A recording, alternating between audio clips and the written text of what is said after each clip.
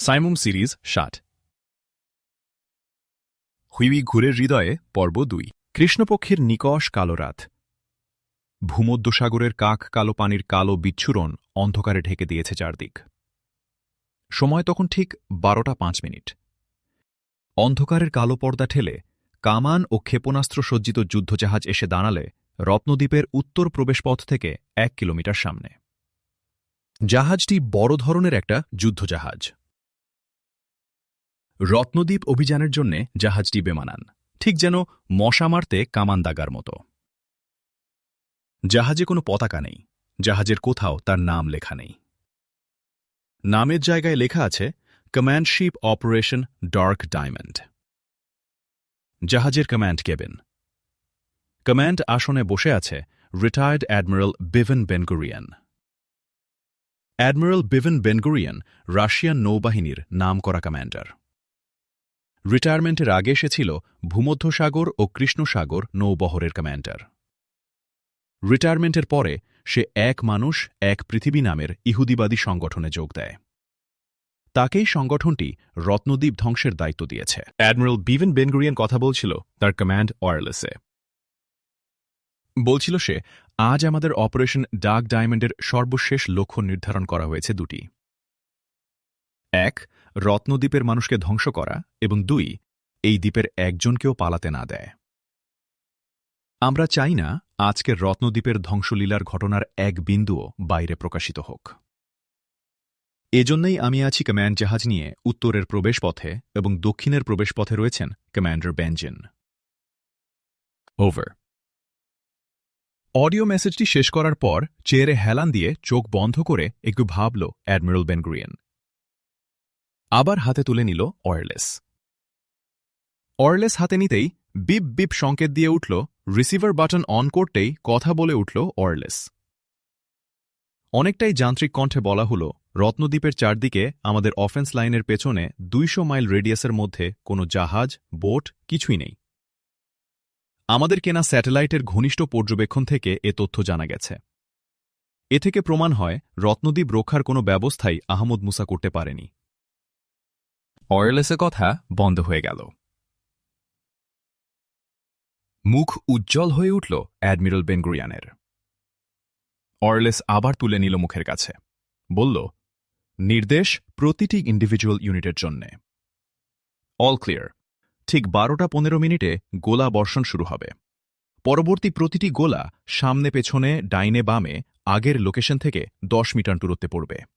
আমরা রত্নদ্বীপের সব জনপদকে ধুলায় মিশিয়ে দিতে চাই। গোলাবর্ষণ অব্যাহত থাকবে। কোনো নতুন নির্দেশ থাকলে কমান্ড শিপ থেকে জানানো হবে। সব জাহাজ ও বোটের সব রকম আলো নিভানো থাকবে। ওভার। ওয়্যারলেসটা ছোট টেবিলটার উপরে রেখে চেয়ারে গা এলিয়ে দিল অ্যাডমিরাল বেনগুরিয়ান। ঠিক ১২টা ১৫ একসাথে ডজন ডজন কামান গর্জে উঠল। চারদিক থেকে আঁক বেঁধে ছুটল কামানের গোলা রত্নদ্বীপের দিকে। কমান্ড রুমের কক্ষে তার দৃশ্য ফুটে উঠল। অ্যাডমিরাল বেনগুরিয়ান দেখছে সে নয়ন মুগ্ধকর দৃশ্য। তাকিয়ে থাকতে গিয়ে আনমনা হয়ে পড়েছিল অ্যাডমিরাল বেনগুরিয়ান। মন চলে গিয়েছিল তার ঘটনার পেছনের ঘটনায়। রত্নদ্বীপের ধ্বংস তারা চায় আদর্শিক কারণে। সব ধর্মের সহাবস্থান সফল হোক, কার্যকর হোক, সম্প্রীতি সহযোগিতার এক সমাজ গড়ে উঠুক, তা তারা চায় না। তারা চায় সংঘাত। সংঘাতের মধ্য দিয়েই তাদের ধর্ম ছাড়া অন্য সব ধর্ম হয়ে পড়বে দুর্বল অথবা বিলুপ্তি ঘটবে। সেই শূন্যতায় তাদের নেতৃত্বে গড়ে উঠবে এক মানুষ এক পৃথিবীর। বাইরে তখন রত্নদ্বীপের চারদিক থেকে কামানের গোলাবর্ষণের ঝড় বইছে। কিন্তু এই ঝড়ও অ্যাডমিরাল বেনগুরিয়ানের তন্ময়তা ভাঙতে পারেনি। তার শূন্য দৃষ্টি সিসিটিভির স্ক্রিনে নিবদ্ধ। স্ক্রিনে কমান্ড শিপের চারদিকের একটা আবছা দৃশ্য ফুটে উঠেছে। জাহাজের চারদিকের নাইট ভিশন ক্যামেরাগুলো চারদিকের দৃশ্যকে এতটা স্বচ্ছ করেছে যে সমুদ্রের ছোট ঢেউকেও দৃশ্যমান হয়ে উঠতে দেখা যাচ্ছে। হঠাৎ অ্যাডমিরাল বেনগুরিয়ানের শূন্য দৃষ্টিতেও একটা দৃশ্য এসে আঘাত করল। প্রায় ১০০ ফিটের মতো দূরে ছোট কালো বলের আকারের একটা কিছু সাগরের ওপর উঠেই যেন আবার ডুবে গেল। কালো বস্তুটি একটু পরেই আবার ভেসে ওঠার কথা, কিন্তু উঠল না। চমকে উঠল অ্যাডমিরাল বেনগুরিয়ান। তন্ময়তা ভেঙে গেল তার। সিসিটিভির স্ক্রিনের উপর তীক্ষ্ণ হল তার চোখ। 100 ফুটের মতো দূরে সেই কালো বস্তুটি আবার ভেসে উঠে সঙ্গে সঙ্গেই তা আবার ডুবে গেল। ততক্ষণে অ্যাডমিরাল বেনগুরিয়ান দৃশ্যটির একটা স্ক্রিনশট নিয়ে নিয়েছে। দৃশ্যটিকে অ্যাডমিরাল বেনগুরিয়ান কম্পিউটারের স্ক্রিনে নিয়ে এসে কালো বস্তুটিকে এক্সপ্যান্ড করে চমকে উঠল। দেখল সে কালো বস্তুটি একটি মানুষের মাথা। আরও তীক্ষ্ণ হল অ্যাডমিরাল বেনগুরিয়ানের চোখ। মাথাটাকে রোটেট করে মুখ সামনের দিকে ঘুরিয়ে নিল সে। মুখের ওপর নজর পড়তেই দ্বিতীয়বারের মতো চমকে উঠল অ্যাডমিরাল বেনগুরিয়ান। একই সেই? তোলপাড় করে উঠল প্রশ্নটি অ্যাডমিরাল বেনগুরিয়ানের মনে। তাড়াতাড়ি সে মোস্ট ওয়ান্টেডদের অ্যালবাম বের করল। অ্যালবামে বাঞ্ছিত ছবির উপর একবার নজর ফেলেই আঁতকে উঠল অ্যাডমিরাল বেনগুরিয়ান। এ যে সত্যিই আহমদ মুসা। শব্দ কয়টি মুখ থেকে বের হবার পর অ্যাডমিরাল বেনগুরিয়ান সম্মোহিতের মতো তাকিয়ে থাকল কিছুক্ষণ আহমদ মুসার ছবির দিকে। তারপরেই ভূত দেখার মতো আঁতকে উঠল সে। মুখ ফেটে বেরিয়ে এল কথা। কি জন্যে আহমদ মুসা এসেছিল জাহাজের দিকে? কথাটা বলেই অ্যাডমিরাল বেনগুরিয়ান কেঁপে উঠল। মুখে বলল, আমরা কি তাহলে অন্তর্ঘাতের মুখে? বলেই অ্যাডমিরাল বেনগুরিয়ান একটু বাম দিকে ঝুঁকে পড়ে ইন্টারকমে নির্দেশ দিল, ম্যাশন, ময়নিহান, এখনই জাহাজের দুপাশে কয়েকটা বোট নামাও, ডুবুরি নামাও। দ্রুত খুঁজে দেখো জাহাজের গায়ে এক বা একাধিক বিস্ফোরক পাতা হয়েছে। Quick, over. কথা শেষ করেই অ্যাডমিরাল বেনগুরিয়ান ইন্টারকমে আরেকটা চ্যানেলের নির্দেশ দিল, ড্যানিয়েল সাগর, সারফেসের সমান্তরালে সামনে হেডলাইটের ফোকাস দাও। সঙ্গে সঙ্গেই জ্বলে উঠল হেডলাইটের আলো। আলোর সাথে সাথে ছুটল অ্যাডমিরাল বেনগুরিয়ানের চোখ সামনের দিকে। আলোর মাথায় দেখতে পেল একটা অবয়ব, একটা বোটের অবয়ব। তাহলে আহমদ মুসা অপেক্ষমান বোটে উঠেছে, পালাচ্ছে? এই ভাবনার সাথে সাথেই অ্যাডমিরাল বেনগুরিয়ান নির্দেশ দিল, বেঞ্জামিন ফায়ার, কামান দাগ, ধ্বংস করো ওই বোটটাকে। কম্যান্ডশিপের আলো বোটটির উপর পড়ার মুহূর্তকাল। সে স্থানটা কালো ধোঁয়ার কুণ্ডলিতে ছেয়ে গেল। ধোঁয়ার কুণ্ডলী গাঢ় অন্ধকারের মতো শুধু দেয়ালই সৃষ্টি করল না, কমান্ডশিপের শক্তিশালী আলোর ফোকাসকেও অন্ধ করে দিল এবং আশ্চর্যজনকভাবে আলোর ফোকাসকে বিভক্ত ও বিস্তৃত করে দিল। কামানের গোলাবর্ষণ অন্ধের মতো লক্ষ্যহীনভাবে অগ্রসর হল। বিস্ময়ে আচ্ছন্ন অ্যাডমিরাল বেনগুরিয়ানের মুখ। সে ধোঁয়ার কালো কুণ্ডলী দেখেই বুঝতে পেরেছে ওটা সর্বাধুনিক বিশেষ ধরনের গ্যাসীয় বিস্ফোরণ। এই বিস্ফোরণের গ্যাসীয় কুণ্ডলী নির্দিষ্ট একটা স্পেসের মধ্যে সীমাবদ্ধ থাকে। এর মধ্যে মেটালিক কিছু পড়লে রাসায়নিক প্রতিক্রিয়ায় মুহূর্তেই তা গলে যায়। তার মানে তাদের কামানের গোলাগুলো ধোঁয়ার কুণ্ডলিতে ঢোকার পরে বিস্ফোরণ ঘটে নষ্ট হয়ে গেছে। বেঞ্জামিন, কামান দাগা বন্ধ করে দাও, আলো নিভিয়ে দিতে বলো। বেঞ্জামিনকে এ নির্দেশ দিয়েই অ্যাডমিরাল বেনগুরিয়ান ইন্টারকমের চ্যানেল ঘুরিয়ে কম্যান্ডশিপের অপারেশন কক্ষের ইয়াসারকে বলল, জাহাজ স্টার্ট দাও, দ্বীপের প্রবেশপথটার আরও কাছে এগিয়ে চলো। প্রবেশপথে সম্ভবত ওরা একটা ঘাঁটি গেড়েছে, পালানোরও সুযোগ নিতে পারে। ওদের প্ল্যান ধ্বংস করতে হবে। স্যার, যারা নিচে নেমেছে অনুসন্ধানের জন্যে তারা ফেরেনি এখনও, বলল ইয়াসার। তাহলে ওদের সাথে যোগাযোগ করতে বলো, ওদের কাজ কত দূর দেখো, অ্যাডমিরাল বেনগুরিয়ান বলল। ইয়েস স্যার, এখনই দেখছি এদিকটা। এই সাথে ইঞ্জিন চালু করে দেই, স্যার, বলল ইয়াসার। কথা বলার জন্যে অ্যাডমিরাল বেনগুরিয়ান মুখ ঘুরিয়ে নিয়েছিল ইন্টারকমের দিকে। কেঁপে উঠল জাহাজ। তারপরেই প্রচণ্ড বিস্ফোরণ। চেয়ার থেকে ছিটকে পড়ল অ্যাডমিরাল বেনগুরিয়ান। প্রথম প্রচণ্ড বিস্ফোরণের পর একের পর এক বিস্ফোরণ ঘটে চলল। মাত্র কয়েক মুহূর্ত গোটা জাহাজটা অগ্নিগোলায় পরিণত হল। রত্নদ্বীপের উত্তর প্রবেশপথ বরাবর সামনে সাগরের এক বিরাট অংশ আলোকিত হয়ে উঠল। বিষয়টা নজরে পড়ল রত্নদ্বীপের উত্তর, পূর্ব ও পশ্চিম পাশে মোতায়েন করা যুদ্ধজাহাজ ও সামরিক বোটগুলোর। রত্নদ্বীপের চারদিকে কামানশিপসহ 4টি কামান ও ক্ষেপণাস্ত্রবাহী জাহাজ মোতায়েন রয়েছে। তার সাথে কয়েক ডজন কামানবাহী বোট। পূর্ব ও পশ্চিম পাশের যুদ্ধজাহাজ দুটি কম্যান্ডশিপের বিস্ফোরণ দেখতে পেয়েছে। পশ্চিম পাশের যুদ্ধজাহাজের কমান্ডার প্রথমে দেখতে পেয়েছে কমান্ডশিপের ঘটনা।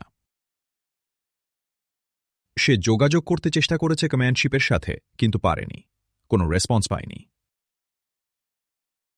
তারপরেই সে যোগাযোগ করল অবশিষ্ট দুই জাহাজের সাথে। দুই কমান্ডারের সাথে আলোচনা করল। তারা একমত হল নিশ্চয় রত্নদ্বীপ থেকে কমান্ডশিপ সাবটাজের শিকার হয়েছে। কিন্তু রত্নদ্বীপের পক্ষে এটা সম্ভব হল কি করে? সেখানে তো এমন স্পেশালাইজড ট্রেনিংপ্রাপ্ত কেউ নেই। তারা একমত হয়েছে এই কাজ নিশ্চয় আহমদ মুসার। তাহলে তো তিনি শুধু এই একটা কাজই নয়, নিশ্চয় আরও কিছু পরিকল্পনা তিনি করেছেন। একজন কমান্ডারের এই কথা চলার সময় একটা নয়, কয়েকটা জেট বিমানের ভয়ঙ্কর গর্জন চারদিকের নীরবতাকে ভেঙে খাম খান করে দিল। এক কমান্ডার ওয়্যারলেসে চিৎকার করে উঠল, তোমরা শুনতে পেয়েছ? জেট বিমানের গর্জন। অন্য কমান্ডার চিৎকার করে বলল, শুধুই জেট বিমান নয়, এগুলো বোমারু বিমান। একটা বোমা আমাদের জাহাজকে আঘাত করেছে। আরেক কমান্ডারের কণ্ঠ আর্তনাদ করে উঠল, আমাদের জাহাজেও বোমা পড়েছে, আগুন ধরে গেছে জাহাজে। ওয়্যারলেসে আর কোনো কমান্ডারের কোনো কথা শোনা গেল না। খুব অল্প সময়েই রত্নদ্বীপের চারদিকটা একের পর এক বিস্ফোরণ ও আগুনের লেলিহান শিখায় ছেয়ে গেল, এবং ভারী বোমারু বিমানের আকাশ ফাটা গর্জনে যেন থরথর করে কেঁপে উঠল চারদিকটা। মাত্র 15 মিনিটের মধ্যেই বোমারু বিমানের গর্জন থেমে গেল। বিস্ফোরণের কারণে ধ্বংসযজ্ঞ চলল সারা রাত ধরে। পরদিন সকালেও কোথাও কোথাও আগুনের শিখা দেখা গেল। তারপর সাগর ঘিরে নামল নীরবতা। শুধু কিছু সন্ধানী বোটের চাপা গর্জন এবং একের পর এক ঢেউ ভেঙে পড়ার সুরেলা শব্দ চারদিকের অখণ্ড নীরবতার মাঝে স্পন্দন তুলছিল। আহমদ মুসার নেতৃত্বে বোটগুলো আহত এবং বাঁচার জন্য আকুলি বিকুলি করা অসহায় মানুষদের সন্ধান করছিল এবং বোটে তুলে নিচ্ছিল। রত্নদ্বীপ আক্রমণ করতে আসা 4টি যুদ্ধজাহাজই ধ্বংস হয়ে গেছে। বেশ কিছু বোট ডুবে গেছে, আর কিছু পালিয়ে বেঁচেছে। সেদিন রত্নদ্বীপ আক্রমণের সময় কমান্ডশিপ ধ্বংসের অভিযানে গিয়ে আহত আহমদ মুসা আবারও মারাত্মকভাবে জখম হয়। মেজর জোবায়ের ও গোটা নিরাপত্তা টিমের নিষেধ ও অনুরোধ সত্ত্বেও আহমদ মুসা অপারেশন কমান্ডশিপের দায়িত্ব নেয় নিজে। তার আগে রাত ঠিক 11:30টায় আহমদ মুসা তার নিরাপত্তা টিম নিয়ে দ্বীপের উত্তর প্রবেশপথে গিয়ে পৌঁছে। প্রবেশপথটাকে একবার দেখে পাহারায় থাকা প্রহরীদের বলে, এই দ্বীপের লোক বলে মনে হবে না, এমন অপরিচিত লোক দেখলেই তাকে গ্রেফতার করবে। কামানবাহী বড় পেট্রোল বোটটা নোঙর করা ঘাটের জেটিতে। নিরাপত্তা টিম নিয়ে আহমদ মুসা ওঠে পেট্রোল বোটটিতে। সবাইকে করণীয় সম্পর্কে লম্বা একটা ব্রিফ করে বলে, শত্রু আজ বড়, আমাদের চেয়ে অনেক বেশি শক্তিশালী। সুতরাং যখন যেটুকু সুযোগ পাব আমরা অফেন্সিভে যাব। আমাদের আগাম অ্যাকশন যেমন তাদের ইনঅ্যাক্টিভ করতে পারে, তেমনি ভীত ও বিভ্রান্তও করতে পারে। আমাদের মতো ছোট শক্তির জন্য এটাই হবে যুদ্ধ কৌশল। আহমদ মুসা এসে বসে আপার ডেকের পর্যবেক্ষণ আসনগুলোর সামনেটিতে। পাশেই পর্যবেক্ষণ স্ক্রিন অন্ধকার, কারণ পেট্রোল। বোটের ঘুরন্ত 4টি সার্চ লাইটই নিভানো। সার্চ লাইট জ্বালানোও যাবে না। আহমদ মুসা পকেট থেকে নাইট ভিশন দূরবীন বের করে। এ দূরবীনটি সদ্য আবিষ্কৃত, এখনও বাজারে যায়নি। গতকাল এটা আহমদ মুসা পেয়েছে মার্কিন যুক্তরাষ্ট্রের এফবিআই চিফ অ্যাব্রাহাম জনসনের কাছ থেকে। এয়ার কুরিয়ারে গতকাল আহমদ মুসা এটা পেয়েছে।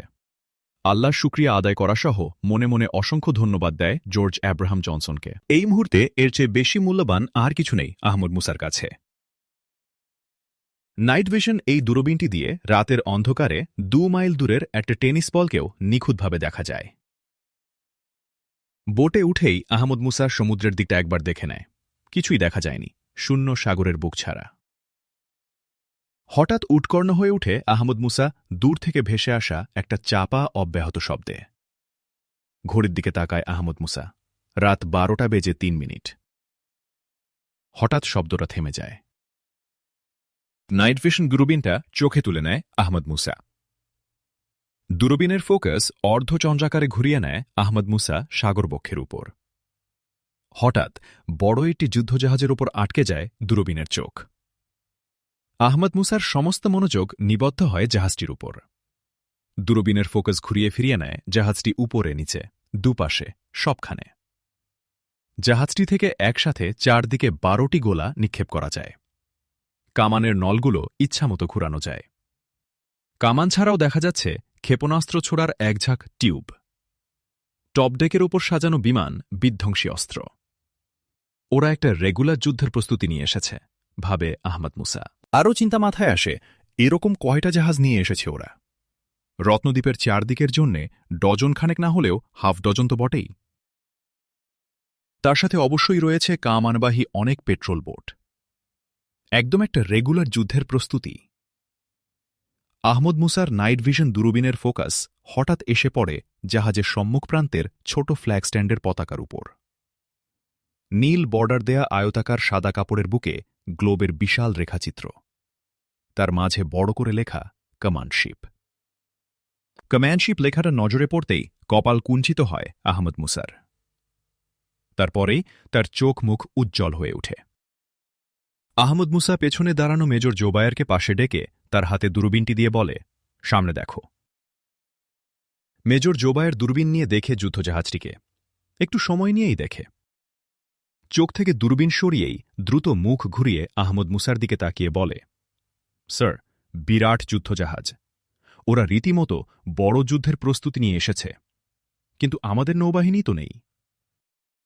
একটু থেমেই সে আবার বলে, রত্নদ্বীপের চারদিকেই তারা এ ধরনের জাহাজ মোতায়েন করেছে, এবং এই জাহাজ ওদের কমান্ডশিপ। অনেকটা স্বগত কণ্ঠ মেজর জোবায়েরের, ভাবছিল আহমদ মুসা। মেজর জোবায়েরের কণ্ঠ তার কানে গিয়েছিল। বলে, হ্যাঁ মেজর জোবায়ের, এটা কমান্ডশিপ। তার অর্থ, এই জাহাজটাই গোটা অপারেশন নিয়ন্ত্রণ করবে। তার চেয়ে বড় কথা হল, যারা বা যে সংগঠন এই অপারেশনের আয়োজন করেছে তাদের সাথে এই যুদ্ধজাহাজেরই যোগাযোগ থাকবে। অতএব এই জাহাজ খুবই গুরুত্বপূর্ণ। এই আক্রমণকে কাউন্টার করার আমরা ব্যবস্থা করেছি। তার সাফল্যের জন্য এই জাহাজটি গুরুত্বপূর্ণ। থামল একটু আহমদ মুসা। এই সুযোগেই মেজর জোবায়ের বলে ওঠে, আমাদের পরিকল্পনার সাফল্যের জন্যে ওই যুদ্ধজাহাজটি গুরুত্বপূর্ণ কেন? রত্নদ্বীপের পক্ষে বোমারু বিমান আসছে এ কথা যদি ওরা বাইরে থেকে জানতে পারে, তাহলে এদেরকে সতর্ক করার জন্যে তারা কমান্ডশিপের সাথেই যোগাযোগ করবে। এতে এখানে অভিযানে আসা জাহাজগুলো সতর্ক ও আত্মরক্ষার কৌশল গ্রহণসহ প্রতিরোধে যাবার সুযোগ পাবে।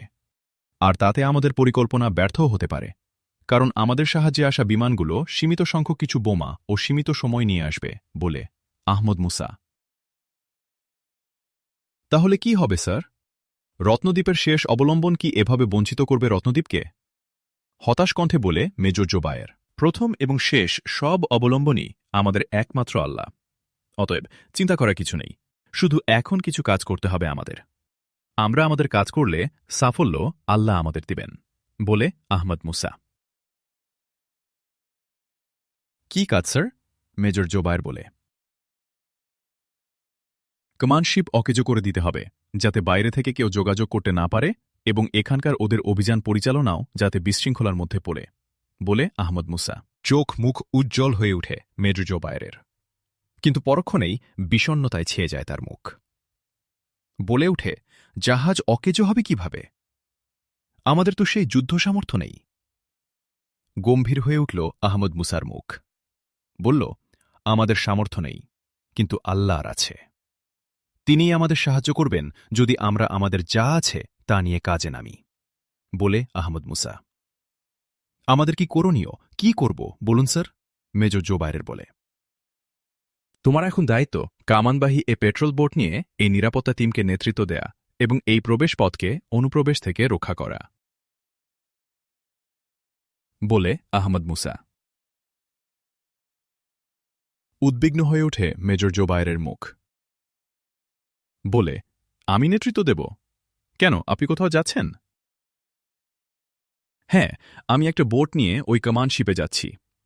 ওদের পরিকল্পনা বানচাল করে আমাদের আয়োজন সফল করার ব্যবস্থা করতে হবে, বলে আহমদ মুসা। দুই চোখ ছানা বড় হয়ে ওঠে মেজর জোবায়েরের। বলে, এক সাংঘাতিক অভিযানের কথা বলছেন। এ ধরনের অভিযানের জন্য আমাদের কি আছে? আর আপনি নিজে এই ঝুঁকি নেবেন? এটা কেউ মানবে না, স্যার। মেজর জোবায়ের, কয়েক লাখ মানুষ এবং তাদের রাষ্ট্রের অস্তিত্ব যেখানে বিপন্ন, সেখানে কোনো ঝুঁকি নেয়াই বড় নয়। এমন অভিযানের জন্য যা দরকার তা আমাদের নেই, এ কথা সত্য, কিন্তু যা আছে তাতেই আল্লাহ বরকত দেবেন। এই বোটে আমাদের হাতে এখন 2 ধরনের 2টি বিস্ফোরক ডিভাইস আছে। এগুলো আমরা গতকাল সরবরাহ পেয়েছি, বলে আহমদ মুসা। মাফ করবেন স্যার, এ ধরনের যুদ্ধজাহাজ অকেজো বা ধ্বংস করার জন্য ওই 2টি বিস্ফোরক কি যথেষ্ট হবে? মেজর জোবায়ের বলে, যথেষ্ট হবে কিনা বলা কঠিন, তবে সর্বাধুনিক বিস্ফোরক 2টি খুবই কার্যকর। যেমনটা চেয়েছিলাম তেমনই পাঠানো হয়েছে। একটা বিস্ফোরক যে কোনো মেটাল বডি জাহাজে 6 বর্গ ইঞ্চি হোল সৃষ্টি করতে পারে। অন্যটি লেজার টিপড হয় যে কোনো জাহাজের অভ্যন্তরে ঢুকে গিয়ে ভেতরে বিস্ফোরণ ঘটাতে পারে। জাহাজ যদি ফায়ারপ্রুফ, ওয়াটারপ্রুফ কম্পার্টমেন্ট সিস্টেমের হয়, তাহলে সেখানে এই ছোট ধরনের বিস্ফোরক কার্যকর নাও হতে পারে। যাক, এসব আমাদের ভাবনার বিষয় নয়। যে সুযোগটুকু আছে তা কাজে লাগানোই আমাদের এখনকার দায়িত্ব। কথা শেষ করেই আহমদ মুসা উঠে দাঁড়ায়। স্যার, আমার একটা অনুরোধ, আপনি দয়া করে লেফটেন্যান্ট ডেভিড কোহেনকে সাথে নিন। সে সাহসী সমুদ্রচারী এবং ভালো শুটার। সে আপনার বোট ড্রাইভ করবে, বলে মেজর জোবায়ের। আহমদ মুসা ফিরে দাঁড়াল। হেসে বলে, ধন্যবাদ মেজর, আমার উপকারী হবে। একজন বোটের দায়িত্বে থাকলে আমার কাজের সুবিধাই হবে। তবে ব্যাপারটা কিন্তু ঝুঁকিপূর্ণ। ডেভিড কোহেনকে ঝুঁকির মধ্যে ঠেলে দিচ্ছ না তো? ডেভিড কোহেন সামনে এসে দাঁড়িয়েছিল। বলেছিল, স্যার, আপনার সাথে থাকার বিনিময়ে আমি আগুনে ঝাঁপ দিতে পারব। বেশি আবেগপ্রবণ হবে না। পরিবারের কথা সবসময় ভাবনায় রাখবে। আহমদ মুসা বলে, আমার বাবা মা আমার চেয়েও আবেগপ্রবণ। আমি আপনার টিমে থাকার সুযোগ পেয়ে বাসায় টেলিফোন করেছিলাম। বাবা কি বললেন জানেন? বললেন, তুমি ভাগ্যবান। তুমি এমন মানুষের সঙ্গ পেয়েছ যিনি সোনার মানুষ। তিনি সবার জন্যে করেন, পারলে তার জন্য কিছু করবে, বলে লেফটেন্যান্ট ডেভিড কোহেন। কিন্তু কোহেন ইহুদিরা তো আমাকে 2 চোখে দেখতে পারে না, আহমদ মুসা বলে। না স্যার, আপনি যাদের কথা বলছেন তারা ইহুদি নয়, জাইনিস্ট ইহুদিবাদী। ইহুদিরা আপনাকে ভালোবাসে, বলে ডেভিড কোহেন। ধন্যবাদ কোহেন। এবার বোটে উঠো, সময় খুব মূল্যবান। আহমদ মুসা ও লেফটেন্যান্ট কোহেন বোটে উঠে তীরবেগে চলতে শুরু করে বোট সামনে নোঙর করা জাহাজ লক্ষ্যে। নোঙর করা যুদ্ধজাহাজে বিস্ফোরক পেতে নিরাপদেই আহমদ মুসারা ফিরে আসছিল। কিছুদূর আসার পরই ভয়ঙ্কর ঘটনাটা ঘটে। জাহাজের সার্চ লাইটে তাদের বোট ধরা পড়ে যায়। ফায়ার ম্যাগনেটিক স্মোকম ছুড়েই আহমদ মুসা লেফটেন্যান্ট কোহেনকে বোট রাইটে নিয়ে সামনে এগোতে বলে। চলতে শুরু করে বোট নতুন রুটে। জাহাজ থেকে ছোঁড়া গোলা, ফায়ার, ম্যাগনেটের আওতায় এসে বিস্ফোরিত হয়ে অগ্নিগোলায় পরিণত হয়ে ঝরে পড়ছিল। হঠাৎ লেফটেন্যান্ট কোহেন দেখতে পায় একটা বিস্ফোরিত অগ্নিপিণ্ড বোটের দিকে ছুটে আসছে। লেফটেন্যান্ট ডেভিড কোহেন ছুটে গিয়ে বোটের সামনে দাঁড়ানো। আহমদ মুসাকে প্রবল ধাক্কায় সাগরের পানিতে ছুঁড়ে দেয়। পরক্ষণেই একটা আগুনের গোলা এসে তাকে গ্রাস করে ফেলে। জ্বলন্ত কয়েকটা টুকরো ছুটে যায় আহমদ মুসার দিকে। তার মাথা, তার কাঁধ, তার পাজরে গিয়ে আঘাত করে 3টি খণ্ড। মারাত্মক আহত হয় আহমদ মুসা। ধাক্কা খেয়ে পানিতে ছিটকে পড়েই পেছনে ফিরে দেখার চেষ্টা করতেই 3টি আঘাত এসে আহমদ মুসার চিন্তাকে বিক্ষিপ্ত করে দিয়েছিল। দেহটাকে অনেকটা অবশ করে দেয় আকস্মিক আঘাতের তীব্রতা। মুহূর্তের জন্য ডুবে গিয়েছিল আহমদ মুসার দেহ। আকোয়ালাং আঘাতে ফুটো হওয়ায় তা কাজ করেনি। কিন্তু বুকের সাথে বাঁধা 6 ইঞ্চি বাই 10 ইঞ্চি মাপের ইমার্জেন্সি রাফট আহমদ মুসাকে জাগিয়ে তুলেছিল। পানির উপর মাথা উঠতেই আহমদ মুসা দেখতে পেল তার বোট গোটাটাই অগ্নিগুলোকে পরিণত হয়েছে। আহমদ মুসার হৃদয়টা মোচড় দিয়ে উঠল। লেফটেন্যান্ট কোহেন আহমদ মুসাকে বাঁচিয়ে দিয়ে কুরবানি দিল নিজের জীবনকে। তার বাবার কথাকে এভাবেই বাস্তবে রূপ দিল। প্রচুর ব্লিডিং হচ্ছে আহমদ মুসার। অবসন্ন হয়ে পড়ছে তার শরীর, কিন্তু তাকে কুলে পৌঁছতেই হবে। এক হাত এবং দুই পা কিছুটা নড়াতে পারছে সে। ধীরে ধীরে এগিয়ে চলল আহমদ মুসা বুকের নিচের র্যাফটের উপর ভর করে। দুঃসাধ্য এক চেষ্টা এটা। ওদিকে রত্নদ্বীপের উত্তর প্রবেশ পথে মেজর জোবায়েরের উৎকণ্ঠা তখন চরমে। কমান্ডশিপ ধ্বংস হওয়ার পর আধা ঘণ্টা পার হয়ে গিয়েছিল। রত্নদ্বীপের উপর আক্রমণ চালানো, চারদিকের জাহাজগুলোর উপর বিমান থেকে বোমা ও গোলাবর্ষণ চলছিল। অনেক আগেই আহমদ মুসাদের ফিরে আসার কথা। এ খবর পেয়ে প্রেসিডেন্ট অস্থির হয়ে উঠেছেন। মুহূর্তে মুহূর্তে টেলিফোন করছেন। দক্ষিণ প্রবেশপথ থেকে এই উত্তর ঘাটে ছুটে আসছেন কর্নেল জেনারেল রিদা। প্রেসিডেন্টের নির্দেশ এসেছে এ প্রান্তের সব বোট সাগরে নামিয়ে দিতে, আলো জেলে আহমদ মুসাকে সার্চ করতে। কর্নেল জেনারেল রিদা এসে পৌঁছেছেন উত্তরের প্রবেশপথে। তিনি এবং মেজর জোবায়েরের নেতৃত্বে ডজনখানেক পেট্রোল বোট নিয়ে সাগরে নেমে যায়। 2 ঘণ্টার চেষ্টায় ভাসমান আহমদ মুসাকে সংজ্ঞাহীন অবস্থায় উদ্ধার করা হয়। 7 দিন পর আহমদ মুসা আজ প্রথম হাসপাতালের বেডে উঠে বসতে পেরেছে। আহমদ মুসার অ্যাটেন্ডেন্ট নিরাপত্তা অফিসার মেজর পাভেল পিঠের পেছনে 2টো বালিশ দিয়ে হেলান দিয়ে বসতে সাহায্য করল তাকে। বলল, স্যার, লেফটেন্যান্ট ডেভিড কোহেনের বাবা মা এসেছিলেন, একগুচ্ছ ফুল ও একটা চিঠি রেখে গেছেন আপনার জন্যে। বলে পাশের টেবিল থেকে একগুচ্ছ ফুল ও চিঠি এনে আহমদ মুসার হাতে দিল। আমাকে জাগিয়ে দাওনি কেন? ওদের সাথে দেখা করার ইচ্ছা আমার ছিল, বলল আহমদ মুসা। আমি আপনাকে জাগাতে যাচ্ছিলাম, কিন্তু উনারা কিছুতেই তা করতে দেননি, মেজর পাভেল বলে। আহমদ মুসা ফুলের গুচ্ছ পাশে রেখে চিঠিটা খুলল, পড়ল। স্যার, পরমপ্রভু জিহোভা আপনার মঙ্গল করুন। আমরা আমাদের ছোট ছেলেকে নিরাপত্তা বাহিনীতে ভর্তি করতে এসেছিলাম। এই সুযোগে আপনার সাথে দেখা করতে চেয়েছিলাম। দেখার ইচ্ছা জিহোভা পূর্ণ করেছেন, এতেই আমরা সন্তুষ্ট। আমাদের ছেলে ডেভিড কোহেনের জন্য আমরা কেঁদেছি, কিন্তু দুঃখের চেয়ে গৌরব বোধ করেছি বেশি। আমার ছেলে পরার্থে যার জীবন এমন মহান ব্যক্তির জন্য জীবন দিতে পেরেছে, সে গৌরব গাথা শুধু আমরা নই, আমাদের বংশ যুগ যুগ ধরে স্মরণ করে যাবে। তার রক্ত আমাদের মতো ইহুদিদের আলোর পথ দেখাক। আপনি আমাদের জন্য দোয়া করবেন, রত্নদ্বীপের জন্যেও আপনি আল্লাহর প্রেরিত সাহায্য। প্রশংসা করে আপনাকে খাটো করব না। আপনি প্রশংসা লাভের জন্যে কিছু করেন না। শহীদ ডেভিড কোহেনের বাবা মা। চিঠি পড়ে আহমদ মুসা ভাঁজ করে পাশে রেখে বলল, মেজর পাভেল, তোমাদের রত্নদ্বীপে সুদিন আসছে। আমার আশা, রত্নদ্বীপের সবাই লেফটেন্যান্ট কোহেনের বাবা মার মতো হবে। তারা সোনার স্পর্শ পেয়েছে, সোনা হতে না পারলেও অন্তত শক্ত লোহা তো হতে পারবে, বলল মেজর পাভেল। ঘরে ঢুকল ক্যাপ্টেন আয়লা আলিয়া। বলল আহমদ মুসাকে লক্ষ্য করে, স্যার, এক্সেলেন্সি প্রেসিডেন্ট আসছেন, তার সাথে আরও অনেকে। ও, বুঝলাম। আমার বেডের 3 পাশে এত সোফার আয়োজন এ কারণেই?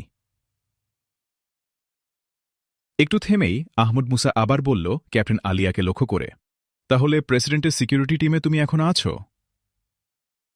আপনি যে দায়িত্ব দিয়েছেন তা বদলায় কার সাধ্য, বলল ক্যাপ্টেন আলিয়া। ক্যাপ্টেন আলিয়ার কথা শেষ হবার সাথে সাথেই দরজায় নক হল। পরক্ষণেই ঘরে ঢুকল প্রেসিডেন্ট এবং তার মন্ত্রিসভা, তার সাথে সিকিউরিটির কয়েকজন দায়িত্বশীল। প্রেসিডেন্ট এসে আহমদ মুসার একটা হাত তুলে চুমু খেয়ে বলল, আল্লাহর অশেষ প্রশংসা, আপনি উঠে বসেছেন। আমরা যে কত আনন্দিত বলে বুঝাতে পারব না। আমি সৌদি আরবের মহামান্য বাদশাহ এবং তুরস্কের প্রেসিডেন্টকে ধন্যবাদ দিয়েছি। তারা সঙ্গে সঙ্গে ডাক্তার ও চিকিৎসা সরঞ্জাম না পাঠালে আমরা মহাবিপদে পড়তাম। আমিও আজ সকালে তাদের ধন্যবাদ জানিয়েছি, তাদের সাহায্য ও শুভেচ্ছার জন্যে, বলল আহমদ মুসা। ভাই আহমদ মুসা, তাদের রোমারু বিমানের সাহায্য খুব বেশি ক্ষতি হওয়ার আগেই আমরা পেয়েছি, কিন্তু তারা আপনাকে নিয়েই বেশি উদ্বিগ্ন ছিল। সত্যি, মানুষ আপনাকে কত ভালোবাসে তা আপনি জানেন না, প্রেসিডেন্ট বলল। আহমদ মুসা এসব কথা এড়িয়ে গিয়ে বলল, ক্ষয়ক্ষতি সম্পর্কে আপনাদের মূল্যায়ন কি শেষ হয়েছে এক্সেলেন্সি? ওদের উপর বিমান আক্রমণের আগে আমাদের উপর 25-30 মিনিটের মতো গোলাবর্ষণ হয়েছে। আল্লাহর রহমতে ওদের অর্ধেক গোলাই কোনো কাজে আসেনি। এরপরও আমাদের বিরাট ক্ষতি তারা করেছে। চতুর্মুখী গোলায় আমাদের রাজধানীর ক্ষতি হয়েছে সবচেয়ে বেশি। কোনো অক্ষত বাড়ি খুঁজে পাওয়া মুশকিল। হাতে গোনা যে কয়টি বাড়ি রক্ষা পেয়েছে তার মধ্যে প্রেসিডেন্ট প্রাসাদ একটা। রাজধানীর বাইরে ২,০০০-এর মতো বাড়ি ক্ষতিগ্রস্ত হয়েছে। হাইওয়ের ব্যাপক ক্ষতি হয়েছে, তবে মানুষের কোনো ক্ষতি হয়নি। আপনার পরিকল্পনাকে ধন্যবাদ ভাই আহমদ মুসা। আলহামদুলিল্লাহ, আল্লাহ আমাদের সাহায্য করেছেন। কথা শেষ করেই আহমদ মুসা বলল, গোপন ধনভাণ্ডারের খবর কি এক্সিলেন্সি? হ্যাঁ, সে বিষয়ে আলোচনায় আমার আজকের বড় এজেন্ডা, বলে সোফায় একটু নড়েচড়ে বসেই আবার শুরু করল। ভাই আহমদ মুসা, খায়রউদ্দিন বারবারোসা, নাইটস অব সেন্ট জন এবং স্যার হেনরি, এই টিনের ধনভাণ্ডার উদ্ধার করা হয়েছে। আপনি ধনভাণ্ডারের স্কেচ ও সংকেতগুলোকে যেভাবে বুঝিয়ে দিয়েছিলেন সেটা অনুসরণ করেই ধনভাণ্ডারগুলো উদ্ধার সম্ভব হয়েছে। আপনি ঠিকই বলেছিলেন, খায়ের উদ্দিন বারবারোসার ধনভাণ্ডার তার ধ্বংসপ্রাপ্ত প্রাসাদ সংলগ্ন পাহাড়ের তলা থেকে পাওয়া গেছে। সেখানে পাথর কেটে অনেকগুলো গোডাউন জাতীয় ঘর তৈরি হয়েছিল, সেগুলো বোঝাই ছিল স্বর্ণ ও স্বর্ণমুদ্রায়। আর নাইটস অব সেন্ট জন গোপন ধনভাণ্ডার পাওয়া গেছে দক্ষিণের ওবাদিয়া অঞ্চলে। ওবাদিয়া পাহাড় অঞ্চলে ঢোকার মুখে একটা পাহাড়ের তলদেশ থেকে তা পাওয়া গেছে। সেখানে পাওয়া গেছে অলংকার ও স্বর্ণমুদ্রাই বেশি। সামান্য কিছু স্বর্ণ পাওয়া গেছে, তাও প্রসেস করা। এখানে স্বর্ণালঙ্কারের বেশিরভাগের গায়ে লকেটে আরবি বর্ণমালা এবং কাবা ও মসজিদে নববীর খোদাই করা চিত্র দেখা গেছে। সবচেয়ে বড়, প্রায় জেন জাঞ্জের ধনভাণ্ডারের সমান ধনভাণ্ডার পাওয়া গেছে স্যার হেনরির গুপ্তভাণ্ডার থেকে। সব মিলিয়ে ২০০ টনের মতো সোনা ও মণিমুক্তা পাওয়া গেছে। ৫০ টনের মতো পাওয়া গেছে স্বর্ণমুদ্রা। এখন এগুলো আমরা কি করব সে নির্দেশনা আপনি দেবেন। এ নির্দেশনার জন্যই আমি গোটা মন্ত্রিসভা নিয়ে আপনার কাছে এসেছি। আহমদ মুসা একটু ভাবল, বলল, ধনভাণ্ডার ৩টি ৩ রকমের, ওগুলো সম্পর্কে সিদ্ধান্ত ভিন্ন রকমের হওয়া উচিত। খায়রউদ্দিন বারবারোসা তুর্কি নৌবাহিনীর ভূমধ্যসাগরীয় একজন অ্যাডমিরাল ছিলেন, যদিও তুর্কি নৌবাহিনীর রেগুলার সদস্য সে ছিল না। তার ধনভাণ্ডারে যুদ্ধোদ্ধলব্ধ ও লুণ্ঠনলব্ধ ২ ধরনেরই সম্পদ রয়েছে। আমি যতদূর জানি তার কোনো বৈধ উত্তরাধিকারী নেই। তার উপর এই গুপ্তধন রত্নদ্বীপ রাষ্ট্রের মালিকানায় পাওয়া গেছে, তাই এর মালিক রত্নদ্বীপ রাষ্ট্রই। নাইট অব সেন্ট জনের গোপন ধনভাণ্ডার থেকে যে স্বর্ণ রত্নালঙ্কার ও স্বর্ণ মুদ্রা পাওয়া গেছে তা বলা যায় সবই স্পেন থেকে উচ্ছেদ করা মুসলমানদের। এগুলোর সাথে জড়িয়ে আছে হাজারো রক্তঝরা বেদনাদায়ক কাহিনী। নাইট অব সেন্ট জন ছিলেন চরম সাম্প্রদায়িক এবং চরম মুসলিম বিদ্বেষী। তার জলদস্যু বাহিনীর হাতে মুসলিম উদ্বাস্তুদের শত শত নৌকা ও জাহাজ লুষ্ঠিত ও নিমজ্জিত হয়েছে। আমার মতে এই সম্পদের সবটাই স্পেনীয় মুসলমান ও স্পেনীয় মুসলমানদের বংশধরদের কল্যাণে ব্যয় হওয়া উচিত। এই সম্পদের একাংশ দিয়ে সেই সময়ের বিস্তারিত তথ্য ও ইতিহাস উদ্ঘাটনের কাজ করা হবে। অন্য অংশ খরচ হবে স্পেনে মুসলিম ইমিগ্র্যান্টদের জন্য। বিশাল যে ধনভাণ্ডার পাওয়া গেছে স্যার হেনরির লুকানো ধনাগার থেকে, গোটাটাই তার অবৈধভাবে অর্জিত। তার লুণ্ঠনের ক্ষেত্র ছিল ভূমধ্যসাগর থেকে পূর্ব ও উত্তর আটলান্টিক। বাণিজ্য জাহাজসহ উত্তর ও দক্ষিণ আমেরিকা থেকে নিয়ে আসা স্বর্ণ বোঝাই ডজন ডজন জাহাজ সে লুণ্ঠন করেছে। এ সম্পদের যারা বৈধ মালিক তাদের কেউ এখন নেই, তাদের মাত্র জাতিগত উত্তরসূরি হয়েছে। জলদস্যু জেন জ্যান্স ধনভাণ্ডারের ক্ষেত্রে যা হয়েছিল, এক্ষেত্রেও তাই হওয়া উচিত। স্যার হেনরির সম্পদের ১/৪ ইউনেস্কোর তহবিলে দেয়া যায়, যা দক্ষিণ আমেরিকার ইনকা, মায়া সভ্যতার শিক্ষা, সংস্কৃতি ও ঐতিহ্য রক্ষায় এবং উত্তর আমেরিকার রেড ইন্ডিয়ানদের ঐতিহ্য সভ্যতার উন্নয়নে খরচ হবে। অবশিষ্ট সম্পদ পাবে রত্নদ্বীপ, যার মালিকানাধীন ল্যান্ড থেকে ধনভাণ্ডার উদ্ধার হয়েছে। দীর্ঘ বক্তব্য দিয়ে থামল আহমদ মুসা। উপস্থিত মন্ত্রিসভার সদস্য সকলের চোখ মুখ উজ্জ্বল হয়ে উঠেছে। প্রেসিডেন্ট সবার উপর চোখ বুলিয়ে নিল, বলল, ভাই আহমদ মুসার সব কথা শুনেছেন আপনারা, আপনাদের কোনো কথা থাকে বলুন। মন্ত্রীরা সমস্বরে বলে উঠল, ভাই আহমদ মুসা যা বলেছেন তার সাথে আমরা একমত। ধন্যবাদ। আমি একটা কথা ভেবেছিলাম, সেটা কিন্তু হল না, বলল প্রেসিডেন্ট। কি কথা এক্সেলেন্সি? আহমদ মুসা বলল, আমরা সবাই পেলাম। স্পেনীয় ও মায়া ইনকা রেড ইন্ডিয়ানরাও পেল, কিন্তু বঞ্চিত হলেন আমাদের মহান ভাই আহমদ মুসা, যাকে আমরা বলছি নতুন রত্নদ্বীপের স্থপতি, বলল প্রেসিডেন্ট। আহমদ মুসা হাসল, বলল, আমি বঞ্চিত হলাম কোথায় এক্সেলেন্সি? রত্নদ্বীপের মানুষ, স্পেনীয় মুসলিম, ইনকা মায়া রেড ইন্ডিয়ান, সকলের স্বার্থের মধ্যে আমারও স্বার্থ আছে। ভাই আহমদ মুসা, আপনি কথারও রাজা। আপনার কথার পাল্টা আমি কিছুই বলতে পারব না। আমরা চেয়েছিলাম একটা অঙ্ক আপনাকেও দিতে চাই, যা আপনি মানুষের জন্যই খরচ করবেন, বলল প্রেসিডেন্ট নরম কণ্ঠে বিনয়ের সাথে।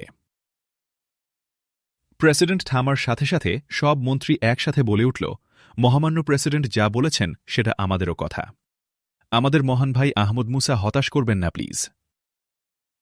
আহমদ মুসা সঙ্গে সঙ্গে কিছু বলল না, ভাবল, বলল, ঠিক আছে এক্সেলেন্সি, আপনাদের চাওয়াকে মর্যাদা দেওয়ার জন্যই বলছি, আপনারা যা দিতে চান সেটা পবিত্র মক্কা মোকাররমা ভিত্তিক রাবেতায় আলম আল ইসলামের বিশেষ তহবিলে দান করুন। রাবেতা জাতি ধর্ম নির্বিশেষে সব মানুষের মর্যাদা ও অধিকার আপহোল্ড করা, বিভিন্ন দেশে মুসলিম মাইনরিটি সহ সব ধরনের জাতিগত ও ধর্মীয় মাইনরিটিদের জাতীয় ও ধর্মীয় অধিকার রক্ষা ও সমুন্নত করা, এবং সব ধর্ম ও জাতির শান্তিপূর্ণ সহাবস্থান নিশ্চিত করার জন্য যে বিরাট কাজ করছে তাতে প্রচুর অর্থ প্রয়োজন। এই মহান কাজে সবার সহযোগী হওয়া দরকার। ধন্যবাদ ভাই আহমদ মুসা, আপনার ইচ্ছা সবার আগে বাস্তবায়িত করা হবে। রাবেতায় আলম আল ইসলামের এই কাজ আমাদেরও কাজ। আমরা খুবই খুশি হব এই টাকা সেখানে কাজে লাগলে, বলল প্রেসিডেন্ট। ধন্যবাদ এক্সেলেন্সি। আরেকটা জরুরি কথা এক্সেলেন্সি, সৌদি আরব ও তুরস্ক সামরিক বিশেষজ্ঞ ও ট্রেনার পাঠানোর কথা ছিল, সেটা কতদূর? সরি, বলতে ভুলে গেছি ভাই আহমদ মুসা। তুরস্ক ও সৌদি আরব থেকে সামরিক বিশেষজ্ঞ ও ট্রেনাররা আজ সকালেই এসেছে আপনার নামে, দুটি চিঠিও এসেছে, বলে প্রেসিডেন্ট পকেট থেকে দুটি ইনভেলপ বের করে আহমদ মুসার হাতে দিল। আহমদ মুসা চিঠি দুটির উপর চোখ বুলাল। আনন্দে উজ্জ্বল হয়ে উঠল আহমদ মুসার মুখ। বলল, একটা বড় খুশির খবর আছে এক্সেলেন্সি। বিশ্বের প্রধান দেশগুলোর, বিশেষ করে এশিয়া আফ্রিকার দেশগুলোর দূতাবাস যাতে রত্নদ্বীপে খোলা হয় সে চেষ্টা তারা করছেন। খুবই শীঘ্রই জাতিসংঘের একটা অফিস রত্নদ্বীপে প্রতিষ্ঠা হচ্ছে। ওআইসির মাধ্যমে তাদের এই চেষ্টা সফল হয়েছে। আহমদ মুসার এই কথা শোনার সাথে সাথে ঘরের সকলে আনন্দধ্বনি করে উঠে দাঁড়াল, জড়িয়ে ধরল একে অপরকে। ভাই আহমদ মুসা, এই উদ্যোগও আপনিই নিয়েছিলেন। আল্লাহর হাজার শকর সে উদ্যোগ সফল হয়েছে, বলল প্রেসিডেন্ট, তার কণ্ঠে আনন্দের উচ্ছ্বাস। এক্সেলেন্সি, ওরা লিখেছে রত্নদ্বীপের আত্মরক্ষামূলক একটা নৌবাহিনী গড়ে তোলার দায়িত্ব নিয়েছে তুরস্ক এবং আভ্যন্তরীণ নিরাপত্তা বাহিনী গড়ে দেবে সৌদি আরব। এই কাজে যারা এসেছেন তারা খুবই যোগ্যতা সম্পন্ন। তারা কোনো নির্দিষ্ট সময়সীমা নিয়ে আসেনি, তবে তারা কোনো অহেতুক সময় কাটাতে চায় না, আহমদ মুসা বলল। ধন্যবাদ ভাই আহমদ মুসা, আমাদের জন্যে এটা খুব বড় স্বস্তির খবর, কিন্তু ওদের সাথে আলোচনা করে সবকিছুর ব্লুপ্রিন্ট আপনাকেই করতে হবে। এক্ষেত্রে আমরা খুব সাহায্য করতে পারব না, বলল প্রেসিডেন্ট। প্রেসিডেন্টের কথা শেষ হতেই আহমদ মুসার মোবাইল বেজে উঠল। আহমদ মুসা মোবাইল তুলে নিয়ে স্ক্রিনের দিকে তাকিয়ে বলল, এক্সকিউজ মি এক্সেলেন্সি, আমি টেলিফোন ধরতে চাই। আমরা কি উঠব? বলল প্রেসিড। অসুবিধা নেই, বলল আহমদ মুসা। আহমদ মুসা কল ওপেন করে ও প্রান্তের উদ্দেশ্যে বলল, আসসালামু আলাইকুম। ও প্রান্তের সালাম নিয়ে আহমদ মুসা বলল, আমি মাননীয় প্রেসিডেন্টের সাথে একটা বৈঠকে আছি। বলুন জোসেফাইন। ওপার থেকে জোসেফাইন বলল, আমি পরে টেলিফোন করি? না, অসুবিধা নেই, বলো, বলল আহমদ মুসা। গতকাল বললে তুমি আসছ, কবে আসছ? তুমি কি ট্র্যাভেল করার উপযুক্ত এখন? আলহামদুলিল্লাহ, আমি একদম সুস্থ, কিন্তু ডাক্তারদের বিধিনিষেধে আমি যথেষ্ট অসুস্থ এখনও, বলল আহমদ মুসা। ডাক্তারের কথাই ঠিক, সেটাই মেনে চলা উচিত, জোসেফাইন বলল। তাহলে তো ফ্লাই করতে দেরি হবে, সেটা ভেবেছ? বলল আহমদ মুসা। ভেবেছি, সময়ের চেয়ে তোমার সুস্থতা বড়, জোসেফাইন বলল। ধন্যবাদ। তুমি সহ সবাই, তোমরা কেমন আছো? বলল আহমদ মুসা। যাক, আমার কথা মনে আছে, ধন্যবাদ। তুমি ফিরলে আমরা কোথাও যেতে পারি না? সবাই মিলে বেরিয়ে আসা যাবে, জোসেফাইন বলল। সঙ্গে সঙ্গে উত্তর দিল না আহমদ মুসা। একটু সময় নিয়ে বলল, ঠিক আছে, ভালো প্রস্তাব, বলল আহমদ মুসা। ভালো প্রস্তাবের উত্তর দিতে এত দেরি হওয়ার কথা ছিল না। আসল ব্যাপার কি বলো তো? জোসেফাইন বলল। আমি কয়েকদিন মদিনায় কাটিয়ে ওমরা করতে যাব মক্কা মুকররমায়। সেখান থেকে মদিনায় ফিরে সুযোগ মতো আমাকে যেতে হবে জাপানে। সেখানে একটা সম্মেলন শেষে আমি যাব চীনের সীমান্ত সংলগ্ন রাশিয়ার একটা শহরে। আহমদ মুসা একটু থামতেই ও প্রান্ত থেকে জোসেফাইন বলে উঠল, ওই শহরে কি নেইজেনের বাবা সিংকিয়াংয়ের সাবেক গভর্নর বাস করছেন? হ্যাঁ জোসেফাইন, চীন থেকে সরে গিয়ে তিনি ওখানেই বাস করছেন। আর আহমদ ইয়াংকে উত্তর পূর্ব চীনের বেজিংয়ের আশেপাশে কোথাও কিডন্যাপ করে নিয়ে গিয়ে রাখা হয়েছে। ওখানকার অবস্থা ভালো নয়। সরকারের সাথে উইগুরদের যে সমঝোতা হয়েছিল তা ভেঙে পড়েছে। একটা স্থায়ী সমঝোতা খুবই জরুরি, বলল আহমদ মুসা। বুঝেছি, চীনে তোমার নতুন মিশন শুরু হচ্ছে। সারাকে তুমি নিশ্চয়ই জানাওনি ব্যাপারটা, জোসেফাইন বলল। গিয়েই বলবো, বলল আহমদ মুসা। কোনো ভারী খবর একবারে তাকে জানানো ঠিক নয়। কোনো বড় মানসিক চাপ তার ক্ষতি করবে, জোসেফাইন বলল। এই খবরকে তুমি বড় মানসিক চাপ মনে করছ? বলল আহমদ মুসা। এমন কথা বলবে না। মাত্র কয়েকদিন আগে কি সাংঘাতিক দুর্ঘটনা থেকে তুমি সার্ভাইভ করেছ সেটা ভাববে না তুমি। সারা সত্যিই খুব মুষড়ে পড়েছিল, জোসেফাইন বলল। ও কি আছে? ওকে টেলিফোন দাও, বলল আহমদ মুসা। ও ঘুমাচ্ছে। ঠিক আছে, কিছুটা ইঙ্গিত আমি তাকে দেব, জোসেফাইন বলল। ধন্যবাদ জোসেফাইন, আমি আসছি, বলল আহমদ মুসা। ঠিক কবে? জোসেফাইন বলল। ইনশাআল্লাহ কাল সকালে, বলল আহমদ মুসা। আলহামদুলিল্লাহ, আল্লাহ কবুল করুন, জোসেফাইন বলল। সালাম দিয়ে আহমদ মুসা মোবাইলের লাইন অফ করে দিল। কল অফ করতেই প্রেসিডেন্ট বলে উঠল, ভাই আহমদ মুসা, কি শুনলাম আমি? কাল সকালেই আপনি যাচ্ছেন? প্রেসিডেন্টের চোখে মুখে বিস্ময় বেদনার চিহ্ন। হ্যাঁ এক্সেলেন্সি, আগামীকাল সকালেই আমাকে যেতে হচ্ছে, বলল আহমদ মুসা। কালকেই? আপনি তো সবে আজ উঠে বসেছেন, প্রেসিডেন্ট বলল। এক্সিলেন্সি, ফ্লাই করার মতো আমি যথেষ্ট সুস্থ। বাইরে একটা কাজ পড়েছে। আমার মোবাইলের কথা থেকে কিছু বুঝেছেন নিশ্চয়। আর এদিকে আমার কাজ শেষ, বলল আহমদ মুসা। প্রেসিডেন্ট সঙ্গে সঙ্গে কিছু বলল না। একটা নিচ্ছিদ্র নীরবতা নামল কক্ষটিতে। নীরবতা ভাঙল অর্থমন্ত্রী ইহুদি নেতা বেন নাহান আর্মিনো। বলল, মহামান্য ভাই আহমদ মুসা, এভাবে এত তাড়াতাড়ি আপনাকে আমরা ছাড়তে পারব না। আপনি এক নতুন রত্নদ্বীপের নির্মাতা। মুসলিম, খ্রিস্টান, ইহুদি সবার বন্ধু আপনি। শান্তি ও সম্প্রীতির দেশ করার আরও কিছু বাকি। কথা শেষ করতে পারল না বেন নাহান। তার আগেই তার কণ্ঠ রুদ্ধ হয়ে গেল। জনাব, আমি যাচ্ছি ঠিকই, তবে রত্নদ্বীপের সাথে আমার যোগাযোগ থাকছে না তা নয়। আপনাদের প্রয়োজনে যে কোনো ডাকেই আমি সাড়া দেব, ইনশাআল্লাহ। একটু থামল আহমদ মুসা। সঙ্গে সঙ্গেই আবার বলে উঠল, আরেকটা কথা। বিধ্বস্ত বাড়িঘর রাজধানী পুনর্নির্মাণের জন্য আপনারা কি করছেন? যাদের বাড়িঘর বিধ্বস্ত তারা কিভাবে আছে? পুনর্নির্মাণ কাজ শুরু হয়ে গেছে ভাই আহমদ মুসা। গৃহহীন লোকরা কেউ আত্মীয় স্বজনের বাসায় আশ্রয় নিয়েছে। অবশিষ্টরা রয়েছে আশ্রয়কেন্দ্রে। কোনো অসুবিধা কারণেই, বলল প্রেসিডেন্ট। ধন্যবাদ এক্সেলেন্সি, আহমদ মুসা বলল। প্রেসিডেন্টের পিএস ঘরে ঢুকল। বলল, প্রেসিডেন্টের কাছে এসে নিচু কণ্ঠে, এক্সেলেন্সি মেহমান স্যারের ওষুধ খাওয়া ও তাকে চেক করার সময় হয়েছে। ডাক্তার বাইরে অপেক্ষা করছেন। সঙ্গে সঙ্গে প্রেসিডেন্ট উঠে দাঁড়াল। বলল, আমরা আসছি ভাই আহমদ মুসা। প্রেসিডেন্টের সাথে সাথে সবাই উঠে দাঁড়াল। ছোট্ট রত্নদ্বীপের ছোট্ট বিমানবন্দর। বিমানবন্দরের সামনে হাজার হাজার মানুষ।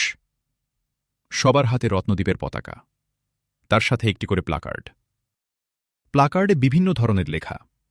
কোনোটিতে উই লাভ আহমদ মুসা, কোনোটাতে লং লিভ আহমদ মুসা।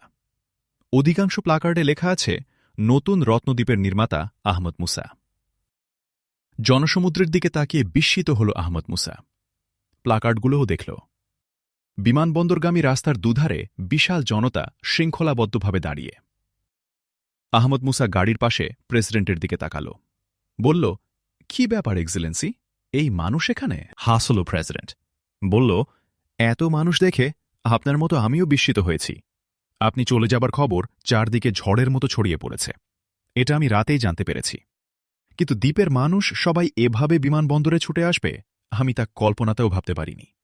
মাত্র কদিনেই আপনি দ্বীপের মানুষের মন কেড়ে নিয়েছেন। আপনি তাদের ভালোবেসেছেন, তারাও আপনাকে ভালোবেসে ফেলেছে।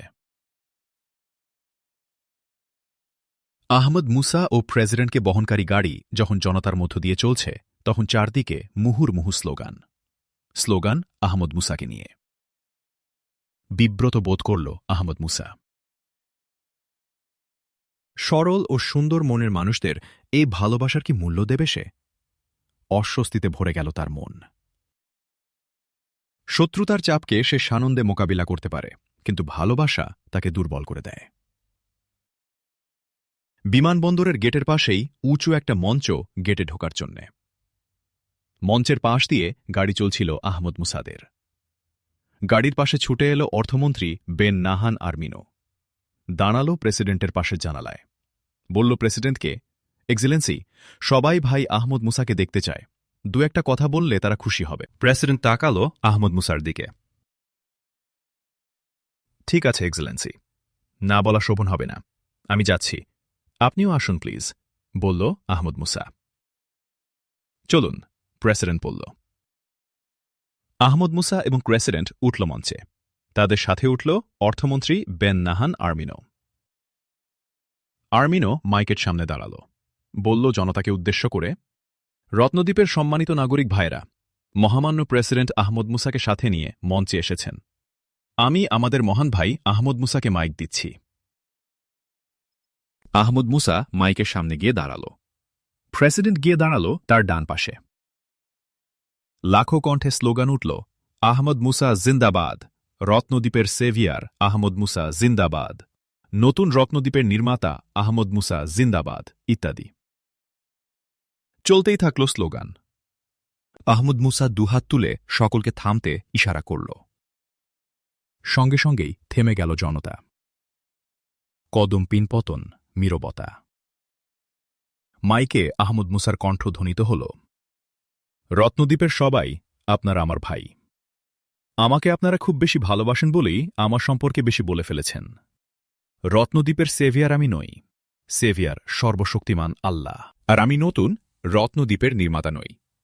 আমার ডানে দাঁড়িয়ে আছেন আপনাদের মহামান্য প্রেসিডেন্ট। তিনি, তার সরকার এবং মুসলিম খ্রিস্টান ইহুদি মিলে আপনারা সবাই এক রত্নদ্বীপ নির্মাণ করেছেন। এখানে সব মানুষের স্বাধীনতা আছে, সব ধর্মের স্বাধীনতা আছে, সব মতের স্বাধীনতা আছে, যে কোনো মত গ্রহণ ও বর্জনের স্বাধীনতা আছে। 3 ধর্মের আপনারা মহান মানুষরা মিলে এমন এক সংবিধান তৈরি করেছেন যার মাধ্যমে সবার ন্যায্য অংশগ্রহণমূলক সরকার আপনারা প্রতিষ্ঠা করেছেন। আমাকে মুগ্ধ করেছে আপনাদের এই ব্যবস্থা। আমি রত্নদ্বীপের জন্য যা একটু কিছু করেছি তা আপনাদের কাজেরই একটা ধারাবাহিকতা, নতুন কিছু নয়। আল্লাহ রাব্বুল আলামিন চিরদিন রত্নদ্বীপকে নিরাপদ রাখুন, আপনাদের সরকারকে নিরাপদ রাখুন, আপনাদেরকে নিরাপদ রাখুন। সবাইকে ধন্যবাদ। আসসালামু আলাইকুম। মাইক থেকে সরে দাঁড়াল আহমদ মুসা। মানুষ নীরব, নিস্তব্ধ। এমনকি কোনো গুঞ্জনও নেই কোথাও। সব মানুষের চোখ আহমদ মুসার ওপর নিবদ্ধ। সে চোখগুলোর কোনোটাতে বিস্ময়, কোনোটাতে বেদনা, কোনোটাতে নীরব অশ্রু। প্রেসিডেন্ট গিয়ে মাইকের সামনে দাঁড়াল। বলল জনতাকে উদ্দেশ্য করে, প্রিয় দেশবাসী, আমাদের মহান ভাই আহমদ মুসা সাধ্য অনুসারে সবার জন্য কাজ করেন। কারো কাছ থেকে কোনো বিনিময় প্রত্যাশাও করেন না, নেনও না, এমনকি প্রশংসাও নয়। তার কাজ ফি সাবিলিল্লাহর এক অনুপম দৃষ্টান্ত। আল্লাহ তার বান্দাহদের কাছ থেকে এটাই চান, এটাই আল্লাহর পথে জিহাদ। আপনারা প্রার্থনা করুন আল্লাহর কাছে, সর্বশক্তিমান ও দয়াময় আল্লাহ যেন তাকে সুস্থ রাখেন, দীর্ঘজীবী করেন এবং অসহায় মানুষের কল্যাণে কাজ করার আরও তৌফিক তাকে দান করেন। আহমদ মুসা, প্রেসিডেন্ট এবং বেন নাহান আর্মিনো নেমে এলো মঞ্চ থেকে। পেছনের জনসমুদ্রে তখন আহমদ মুসা জিন্দাবাদ স্লোগান চারদিকে ধ্বনিত, প্রতিধ্বনিত হচ্ছে। আহমদ মুসারা প্রবেশ করল বিমানবন্দর লাউঞ্জে। সামনে তাকিয়ে বিস্মিত হল আহমদ মুসা। সামনে যেন বরকনের মিছিল। দাঁড়িয়ে পড়ল আহমদ মুসা। প্রথমেই তাকে বরকনে বেশে এসে সালাম করল প্রেসিডেন্টের বড় ছেলে হামজা আনাস আমিন ও স্বরাষ্ট্রমন্ত্রী ক্রিস কনস্টেন্টিনোসের মেয়ে জোনা ডেসপিনা। আহমদ মুসা তাদের দোয়া করার পরেই জোনা ডেসপিনা বলল, ভাইয়া, আমি এখন আয়েশা আনাস আমিন। দ্বিতীয় বরকনে প্রেসিডেন্টের দ্বিতীয় ছেলে মেজর জোবারের খালেদ এবং শাহজাদি জাইনের জাহরা। তৃতীয় জুটি হিসেবে এল মেজর পাওয়েল পাভেল এবং ক্যাপ্টেন আলিয়া। সালাম করেই ক্যাপ্টেন আলিয়া বলল, স্যার, আমি এখন ফাতিমা জহুরা এবং সে তারিক তাহের। আহমদ মুসা ওদের দোয়া করে বলল, তোমাদের পরিবর্তনটা কোনোভাবে চাপিয়ে দেয়া তো নয়? না স্যার, আমাদের অনেক দিনের অনেক চিন্তার ফল এটা। ধন্যবাদ। বলেই আহমদ মুসা সকলের দিকে তাকিয়ে বলল, তোমাদের না আজ আনন্দের দিন? তোমাদের চোখে অশ্রু কেন? বিষণ্ণ কেন তোমরা এতটা? আপনার বিদায়ের দিন এটা, বলল সঙ্গে সঙ্গেই ক্যাপ্টেন ফাতিমা জহুরা ওরফে ক্যাপ্টেন আলিয়া। আমরা মানতে পারছি না আপনার সাথে এটাই আমাদের শেষ দেখা, বলল তারা সস্বরে। আহমদ মুসা হাসল, বলল, ভবিষ্যৎ আল্লাহই শুধু জানেন, তার এখতিয়ারে হাত দিও না। কিছু বলতে যাচ্ছিল মেজর খালেদ। তার আগেই আহমদ মুসা ঘড়ির দিকে তাকিয়ে বলল, বোর্ডিংয়ের সময় তো পার হয়ে যাচ্ছে। আহমদ মুসা তাকালো প্রেসিডেন্টের দিকে, উপস্থিত মন্ত্রীদের দিকে, নিরাপত্তা অফিসারদের দিকে। সবার চোখে অশ্রু। এক্সেলেন্সি, আমাকে অনুমতি দিন, বলল আহমদ মুসা প্রেসিডেন্টকে লক্ষ্য করে। প্রেসিডেন্ট এসে জড়িয়ে ধরল আহমদ মুসাকে, বলল, আপনাকে ছাড়ব কি করে? ভাবলেই মনে হচ্ছে মাথার উপর থেকে আশ্রয়ের একটা ছাতা সরে যাচ্ছে। এক্সেলেন্সি, সব আশ্রয় ক্ষণস্থায়ী, আল্লাহর আশ্রয় একমাত্র স্থায়ী, বলল আহমদ মুসা। অনেক কান্না, অনেক অশ্রু মারিয়ে আহমদ মুসা বিদায় নিয়ে এগোল বিমানের দিকে। আহমদ মুসার একপাশে প্রেসিডেন্ট, অন্য পাশে বিমানের ক্যাপ্টেন। বিমানের দরজায় আহমদ মুসাকে বিদায় জানাল প্রেসিডেন্ট। শেষ মুহূর্তে আহমদ মুসার হাত ছেড়ে দেবার আগে প্রেসিডেন্ট বলল, রত্নদ্বীপ কি আর আপনাকে দেখতে পাবে? মানুষ তো অনেক কিছু চায় এক্সেলেন্সি, কিন্তু আল্লাহ রাব্বুল আলামিন যা চান সেটাই হয়। আহমদ মুসা ঢুকে গেল বিমানের ভেতরে। বিমানের দরজাও বন্ধ হয়ে গেল। প্রেসিডেন্ট সম্মোহিতের মতো গ্যাংওয়ের মুখে দাঁড়িয়ে রইলেন। এক্সেলেন্সি, প্রেসিডেন্টের পেছন থেকে ডাকল একটা কণ্ঠ। ধীরে ধীরে প্রেসিডেন্ট ফিরে তাকাল।